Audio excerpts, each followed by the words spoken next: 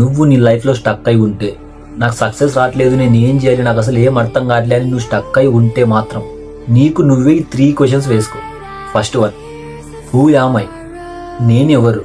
అంటే నా బ్యాక్గ్రౌండ్ ఏంటి, మా అమ్మ నాన్న ఏం చేస్తున్నారు, మా కాస్తులు ఎంత ఉన్నారు. సో ఇలా హూ యామ్ ఐ అనే క్వశ్చన్ వేసుకుంటే నీకు ఒక క్లారిటీ వస్తుంది. Second one, where am I going? నేను ఎక్కడికి వెళ్తున్నా? సో నేను ఎవరో నాకు అర్థమైంది. సో ఇప్పుడు నేను ఎక్కడికి వెళ్తున్నా, లైక్ డిగ్రీ చేస్తున్నానా, బీటెక్ చేస్తున్నానా, మెడికల్ ఫీల్డ్లోకి వెళ్తున్నానా, గవర్నమెంట్ జాబ్స్కి ప్రిపేర్ అవుతున్నానా.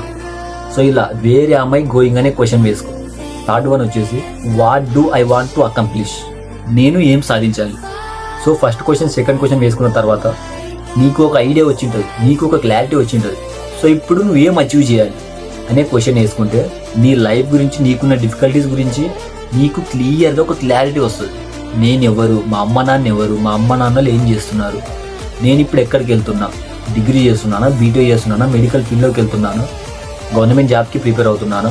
ఈ 3 క్వశ్చన్స్ కనుక నీకు నువ్వు వేసుకుంటే నువ్వు ఎక్కడికి వెళ్తున్నావో నీకు అర్థమవుతుంది, నువ్వు ఏం సాధించాలో కూడా నీకు అర్థమవుతుంది.